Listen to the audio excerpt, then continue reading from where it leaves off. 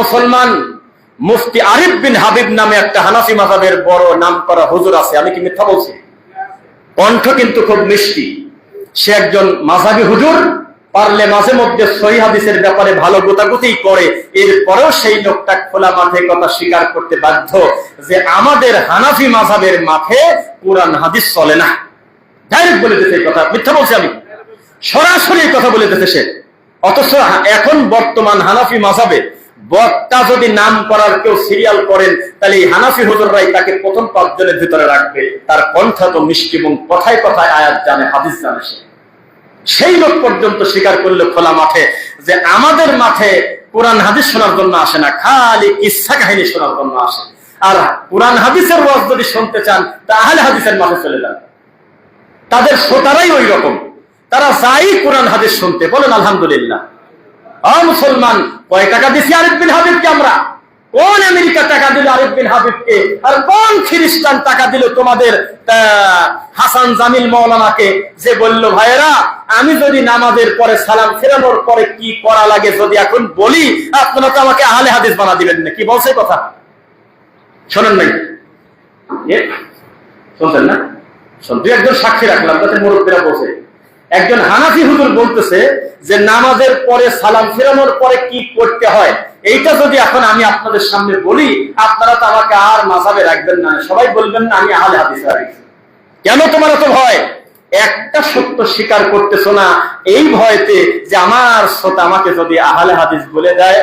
মুসলমান, আমাদেরকে জিজ্ঞাসা করো কি কারণে আমরা আহলে হাদিস, অন্তত 50টা কারণ ব্যাখ্যা করবো, তারার উপরে ব্যাপারই না।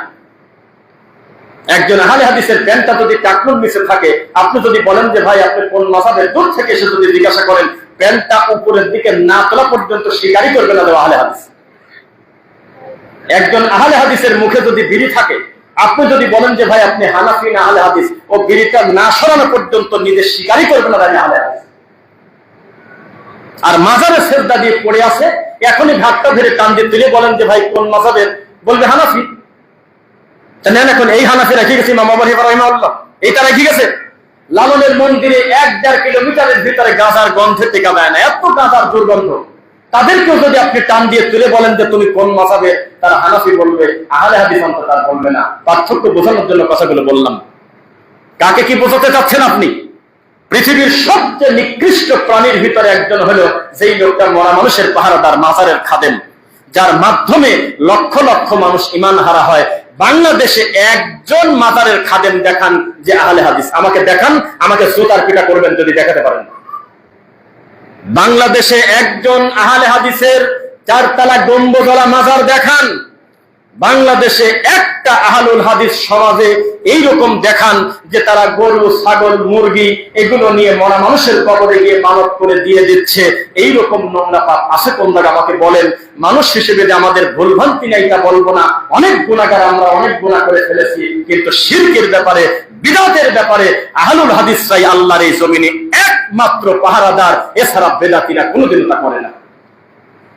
কেউ এত ফিলিংস নাই তাদের। দিন চলে যাচ্ছে, কি কারণে মাযহাবী তা জানে না, দিন চলে যাচ্ছে। আল্লাহু আকবার, বিহাক্কে লা ইলাহা ইল্লাল্লাহ মুনাজাত হলে সব শেষ, সব শেষ, আখিরে মুনাজাত। জেনে রাখেন মুসলমান, আপনারা মনে করেন ইদানিং মনে হয় রফিক বিন সাইদ এরাই মনে হয় পড়া কথা বলে বেদাতির বিরুদ্ধে। আপনি জানেনই না পড়াশোনা।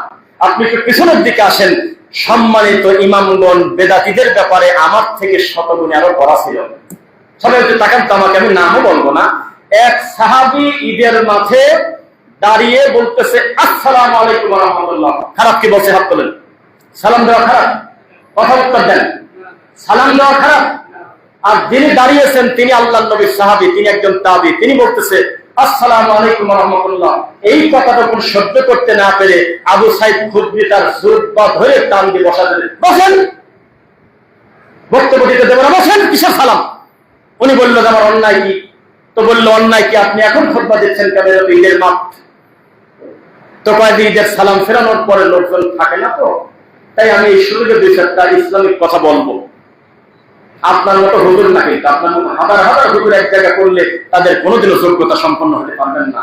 সেই লোক বলতেছে আমি মুসল্লিদের সামনে একটু নসিহা করবো, তারা বসে আছে, এখন 20 মিনিট টাইম আছে। এইটুক জিনিস সহ্য করতে না পেরে আরেক সাহাবীর যোগ বা টান দিয়ে ধরে বলতে, বসেন, আপনি যদি না বসেন আমি মাছ ছেড়ে চলে যাবো, আপনাকে খুতবা দিতে দেবো না। অপরাধ কি আমার? অপরাধ হলো আল্লাহর নবীর জীবদ্দশায় আমরা কোনোদিন দেখি নাই আমার নবী নামাজ শুরু করার আগে ঈদের মাঠে 1 মিনিট বক্তব্য দিয়েছে। ঈদের মাঠের খুতবা পরে আগে নামাজ, আর জুমার নামাজের আগে খুতবা পরে নামাজ। আপনাকে আমি পরিবর্তন করতে দেব না। তারা ছিল বিদআতের ব্যাপারে তো কঠোর, আমরা তো দিন দিন নরমই হয়ে গেছি একবারে। বুঝতেছেন না আমার ভাষা কেমন কঠোর? আপনি বোঝেন নাই মনে হয়? গরু যাকাত দিতে এসে গরুর দড়ি ফেরত দেব না।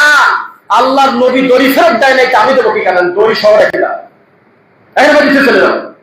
তারা ছিলেন এই ব্যাপারে কঠোর। তারা আশঙ্কা করতেন এই বুঝি আমার নবীর ইবাদতের ডিজাইন মনে হয় পরিবর্তন যদি হয়ে যায়, আমাদের তো সব চলে যাবে, পরকাল হারাবো আমরা।